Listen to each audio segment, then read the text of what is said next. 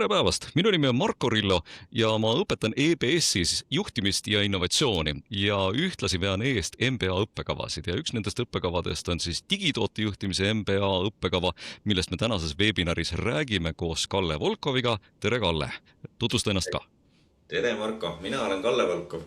Mina EBS-is juhin tootetehnoloogia juhtimise õppekava ja see on täitsa tutikas ja uus õppekava, mis hakkab nüüd sügisel peale.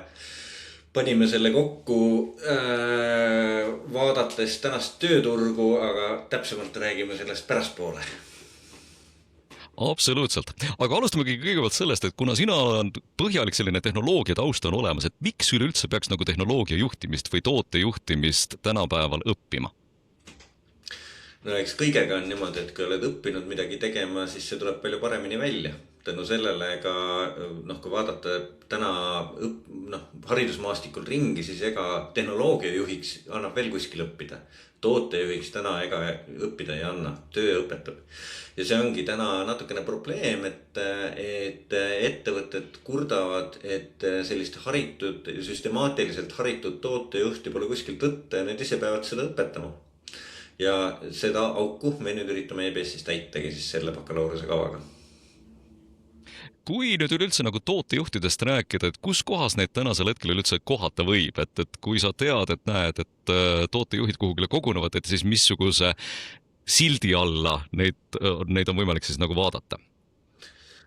Igale poole, selles suhtes, et tootejuht on nii füüsilises tootmises kui ka digitootmises. Me rohkem keskendume ikkagi digimaailmale, aga ega mööda külgi ei jookse ka näiteks traktorite tootmisel kogu see informatsioon. Et tootejuhtimine iseenesest ei ole väga vana rutiin, selles suhtes, et sellega hakati tegelema umbes mingisugune 10-15 aastat tagasi aktiivsemalt maailmas. Eestisse tõudis ka umbes mingi 10-12 aastat tagasi. Sellest ajast alates on sellised dinosaurused, kes siin meie maastikul töötavad, kes siis koolitavad neid välja. Aga põhiliselt täna ikkagi, kui otsitakse siis sellistesse growth company'desse, näiteks Bolt ja Wise otsivad kogu aeg endal tootejuhte, aga ka igasugused startupid ja fintechid ja muud säärased. Selge pilt. Ja mida ma omalt poolt saan siis nagu lisada on see, et kui me hakkasime vaatama tootejuhtimise sellist tausta, siis meile tootejuhid on öelnud, et nad on õppinud enda tööd põhiliselt läbi raudtorude ja neilt on hakatud ootama seda, et nad oleksid sisuliselt nagu ettevõtte juhid, aga lihtsalt enda toote osas, kes võtavad sellise ärilisema vastutuse. Ja nad on tihti öelnud seda, et nende puhul oodatakse neilt täpselt samasugust teadmist ja samasugust nagu töösse suhtumist just nagu organisatsiooni omanikult või siis tippjuhilt. Nii et ongi selline paradoksaalne asi, et ühest küljest sa juhid toodet, aga teisest küljest sa pead vedama eest teatud mõttes kogu äri sellega seonduvalt.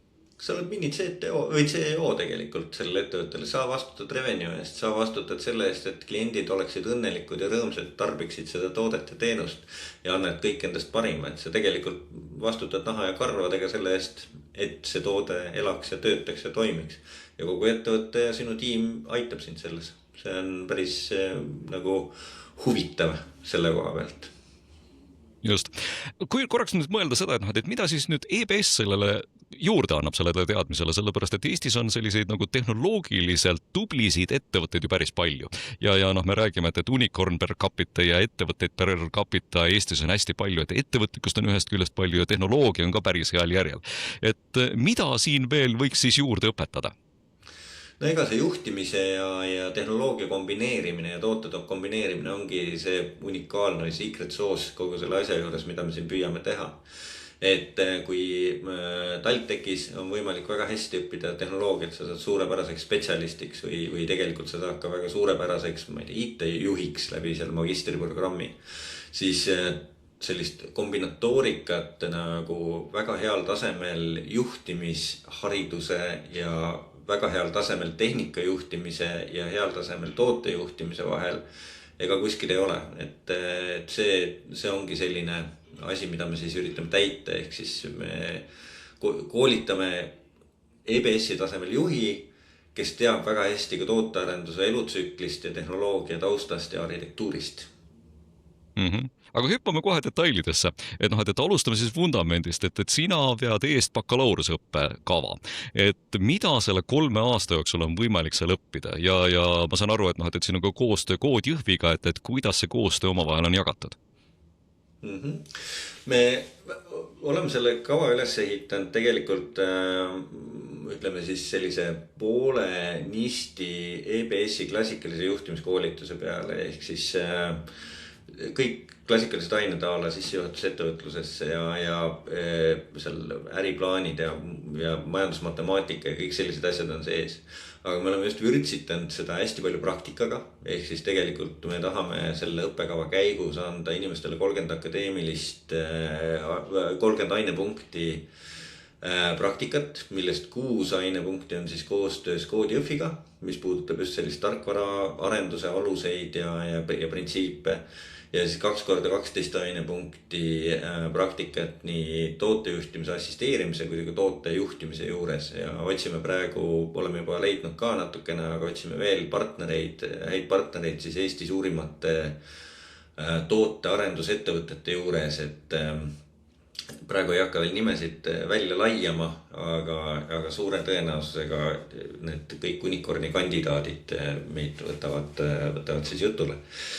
Aga jätkame sealt edasi tegelikult siis põhjalikumalt nii toote elutsükliga, üldse tootearenduse põhimõtetega, jätkame seal organisatsiooni ja IT-arhitektuuriga ja lõpuks tuleb ikka üks korralik EBS-ile kohane dünamo ka sisse, ehk et teeme siis päriselu simulaatori, kus proovime toodet turule tuua ja selle tootega siis võimalikult palju kliente kätte saada. Nii et noh, täitsa põhjalik selline nii vundament kätte saada kui ka siis praktiline aspekt seal ka juures. Jah, eesmärk ikkagi on see, et need inimesed, kes tulevad õppima, lõpetavad kooli ära ja lähevad otse tööle ja saavad seal suurepäraselt hakkama. Et neid ei pea hakkama nullist välja õpetama, nagu siiamaani on olnud, et võtad junior tootejuhi, hakkad vormima enda ettevõtte järgi, enda reeglitega. Saad küll enda kontekstis väga hea tootejuhi, aga kas ta ka järgmisse ettevõttesse sobib, seda ma ei tea. Seal ühe semestri vältel on võimalik ka käia kusagil välisõppes, et kas oskad ka selle kohta midagi lisada? Jaa, meil on Erasmus Plus programm, mille kaudu siis õpilastel on võimalik valida, kuhu 80 või 90 ülikoolist nad saavad siis pooleks aastaks õppima minna või 1 semestriks. On seal väga häid valikuid tegelikult üle terve maailma. Et selleks tuleb konsultandiga natukene arutada ja rääkida ja mõelda, et mis see võiks olla parim. Et seal ongi võimalus tegelikult ennast nagu spetsialiseerida siis mingisse kindlasse vormi, ehk siis vaadatagi endale mingisugune semester kuskilt, mis võimendab kas siis tootejuhtimist, kas siis IT-juhtimist. Tahad saada tootejuhiks, tahad saada engineering manageriks, tahad saada võib-olla seal ärianalüütikuks, mis on tegelikult ka natukene läheb sinna skoopi sisse, et siis seal on võimalik spetsialiseeruda. Väga lahe. Ma annan siis omalt poolt ülevaate ka sellest, et mida siis magistrantuuris digitoote juhtimine tähendab ja bakalaureusele. Täpselt nii, et kui see vundament on juba laetud ja tahaks nagu Google'is edasi liikuda, et siis mida siis edasi võiks teha. Ja digitoote juhtimist magistrantuuris on võimalik siis õppida kas 1-aastasena või 2-aastasena, et juhul kui on juba vähemalt 5 aastat elukogemust ja varasem magister või siis 4-aastane bakalaurus, siis on võimalik tulla 1-aastasesse programmi. Kui neid veel ei ole, siis tuleb siiski natukene veel täiendavat vundamenti kallatuda, et siis on tarvis 2-aastases programmis osaleda.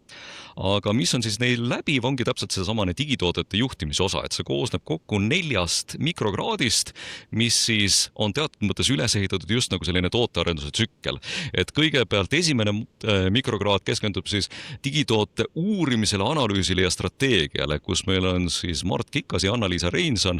Anna-Liisa on väga pikaajaline tootejuht erinevates ettevõtetest kogemusega ja praegu siis nõustab teisi tootejuhte samamoodi, et kuidas enda vundamenti ehitada ja ta on koostanud sellise päris päris põhjaliku tootejuhtide kompetentsimudeli, mille alusel on võimalik siis igal programmi tulijal kõigepealt hinnata, et kui hea ta mingisuguses tootejuhtimise valdkonnas on ja ta saab siis teada seda, et missuguseid oskusi tal tuleks endal täiendada, et kogu programmis on tal siis võimalik valida enda jaoks ka fookus, et mis liiki kompetents seda võiks siis nagu vaadata.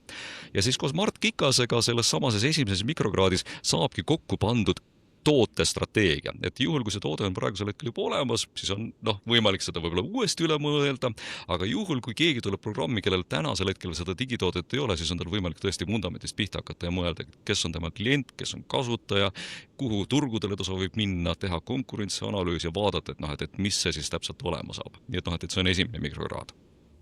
Teine mikrokraad toimub samamoodi siis koostöös Kood Jõhviga ja meil on muulgas siis ka enda EBS-i nooremteadur Martin Eiavaagu, kes on tulnud Saksamaa ja Šveitsi kogemusega, kes on hästi põhjalikult tegelenud varem nõuetega, et mis on siis kliendi poolt ja kasutaja poolt nõuded, siis me ehitame sinna juurde koos disaineritega prototüübi visuaalselt ja siis me kirjutame prototüüpimise töövahenditega ka selle samase prototüübi valmis. Nii et selles teises mikrokraadis me tegelikult ka teeme käed mustaks ja õpime natukene ka koodi kirjutamist, et päris sellest nagu mööda ei saa, et natukene saab natukene ka koodi kirjutada.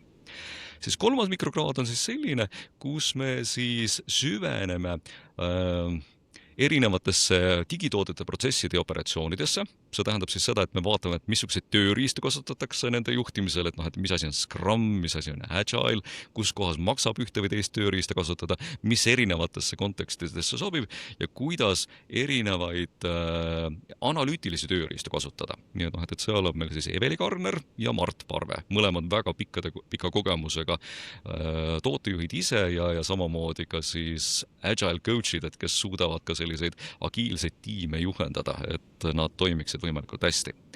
Ja õppekava lõpetab siis 4. mikrokraad, mis on siis digitoote eestvedamine ja muudatuste juhtimine, et kui siis on nagu see tiim tööle saadud, et nüüd siis tuleks nagu juhatada teisi ka ilma võimuta ja vaadata, et kuidas portfell toimib.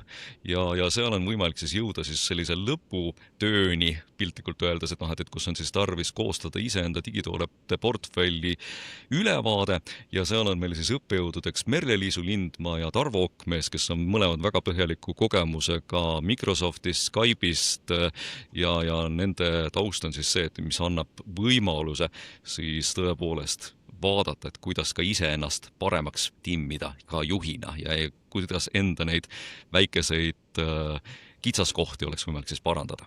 Nii et see on siis selline programm. See on ikka väga põhjalik ja väga võimas programm ja see kõik on 2 aasta jooksul, ma saan aru. No ühel juhul on isegi võimalik saada seda 1 aastal, et teisel aastal, kui sa siis teise aasta programmi tuled, et siis sul on võimalik saada veel lisaks EBS-i klassikaline MBA vundament ka veel sinna juurde, mis on siis finantsid, turundus ja juhtimine, operatsioonide juhtimine ja mida ärimaailmas ka laiemalt on tarvis. Aga juhul, kui varasem magister on juba olemas, siis tõepoolest on võimalik need, mis ma siis praeguseks ütlesin, 1 aastaga kätte saada.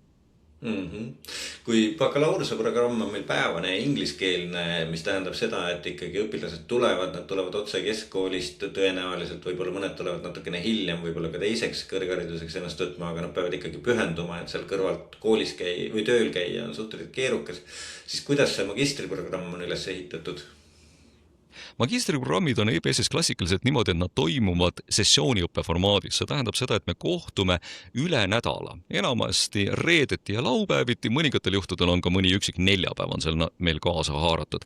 Ja mõte on siis selles, et iga kord, kui me kohtume, siis me teeme mingisugused ülesanded, mis on seotud praktiliselt nende inimeste endi teemadega, et kes meil õppima siis tulevad. Nii et ta teatud mõttes on natukene segu sellisest praktilisest täiendusõppest ja muuhulgas kraadiõppest, et sellega raames on võimalik siis ka kraad saada, nii et me üritame teha seda ka võimalikult rakenduslikult. Aga kui bakalaureuse kraadi saamiseks sa pead ikkagi lõpus tegema bakalaureuse töö ja panema ikka väga tugeva jõu õla sinna alla ja aja ja seda võib-olla ka kaitsma, siis kuidas magistri puhul teil on? magistri puhul on niimoodi, et iga mikrokraadi lõpus on teatud mõttes selline eksam, kus siis tuleb ühe komisjoni eest siis tutvustada, et et mul on valmis strateegia, mul on valmis see prototüüp, mul on valmis see samane tiim, keda ma juhin ja nüüd mul on valmis siis see muudatuste projekt, et millega ma siis seda muudatust saavutan, et iga kord me siis kontrollime, et kas selles programmis osalejatel on siis olemas need magistrile vajalikud teadmised, et mille alusel me saame siis diplomi lõpuks anda. Ehk siis ühe põhjaliku töö asemel on 4 põhjalikku tööd. No pressure. Täpselt nii.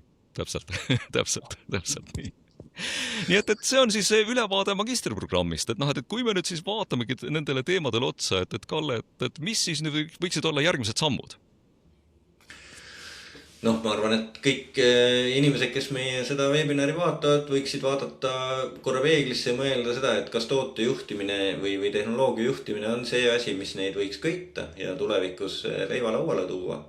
Ja juhul kui on, siis kibekähku saisi ja ennast kirja panema, kas siis juhul kui on bakalaureuseharidus juba olemas, siis magistrikursustele, kui magister on olemas, siis mikrokraadidele ja kui kumbagi veel ei ole, siis bakalaureuse tasemele, et jõuaks veel juulis katsetele tulla. Absoluutselt. Nii et aitäh kõikidele kuulajatele ja loodame, et me kohtume teiega sügisel juba EBS auditooriumis ja saame teiega teie vägevaid digitooteid hakata ehitama ja vaadata, et kuidas me siis seeläbi Eesti juhtimisharidust ja Eesti tehnoloogiaturgu uueks muudame. Just. Aga suur tänu ka minu poolt ja kohtumiseni. Olgu nii, nägemist!